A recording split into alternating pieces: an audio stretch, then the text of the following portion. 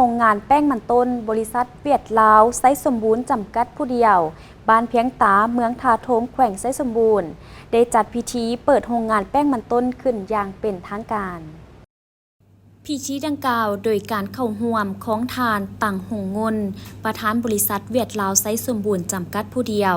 ท่านแดงปทุมทองประธานสภาประชาชนแขวงไซสมบูรณ์ท่านสุขเสริมสมณีเลขาคณะบริหารงานผักเมืองมีภาคส่วนที่เกี่ยวข้องและแขกถึกเชิญเข้าร่วมในพิธีได้รับฟังบทรายงานประวัติความเป็นมาการสั่งตั้งโรงงานแป้งมันต้นบริษัทเวียดลาวไซสมบูรณ์จำกัดผู้เดียวโดยปฏิบัติตามแนวทางนโยบายของภาครัฐวางออกซึ่งแนใส่เป้าหมายแก้ไขความทุกข์ยากของประชาชนให้หลุดพ้นออกจากความทุกข์ยากเถื่อละก้าวโดยเฉพาะการจัดตั้งปฏิบัติตามดำรัส 414 ของรัฐบาลว่าด้วยนโยบายการพัฒนาเศรษฐกิจแขวงไซสมบูรณ์และเห็นได้ท่าแหงต่อเวียกงานกสิกรรมอุตสาหกรรมบริษัทเวียดลาวไซสมบูรณ์จึงมีความสนใจริเริ่มสร้างตั้งโรงงานผลิตแป้งมันต้นเพื่อเป็นบ่อนรองรับผลผลิตมันต้น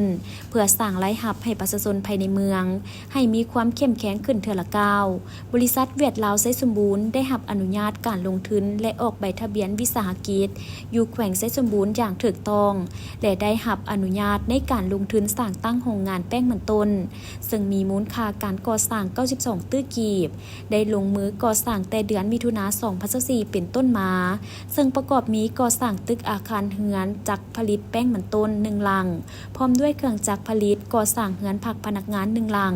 สร้างเดินร้านบ่อนหับห้องวัตถุดิบที่มาป้อนโรงงานและได้ก่อสร้างอ่างบำบัดน้ำเสีย9อ่างเพื่อห้องหับการผลิตตามแบบเทคนิคสิ่งแวดล้อมที่ได้หับห้องยั่งยืนโรงงานแห่งนี้สามารถป้อนมันต้นดิบได้500ต้นต่อมือ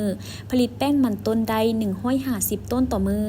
และสามารถนำไส้แรงงานเข้าเฮ็ดเวียกในเป้าหมายต่างๆหลายตำแหน่งงานที่นำไส้แมนบุริมาสิทธิ์ให้แรงงานภายในเมืองถาโถมเป็นหลักเพื่อส่งเสริมให้พ่อแม่ประชาชนมีเวียกเฮ็ดงานทำและแหล่งวัตถุดิบที่จะมาป้อนโรงงานนำไส้วัตถุดิบจากประชาชนภายในเมืองการก่อสร้างโรงงานในระยะผ่านมาแม่นก่อสร้างสำเร็จตามแผนการที่วางไว้ย้อนภาครัฐขันเทิงและการนำขันแขวงขันเมืองและประชาชนให้ความร่วมมือดังนั้นบริษัทเวียดลาวไซสมบูรณ์จำกัดผู้เดียวจึงได้จัดพิธีเปิดโรงงานแป้งมันต้นขึ้นอย่างเป็นทางการในวันที่16พฤษภาคม2025ซึ่งในโอกาสนี้ประธานบริษัทก็ได้เรียกร้องมายังพ่อแม่ประชาชนส่วนมันต้นภายในเมืองถาโถมจงนำมันต้นดิบแห้งมาป้อนโรงงานตามเงื่อนไขท่าแห้งการผลิตให้เพียงพอและในพิธีดังกล่าวการนำขันแขวงเมืองผู้เข้าร่วมก็ได้พร้อมการตัดแถบผ้าเปิดป้ายโรงงานอย่างเป็นทางการ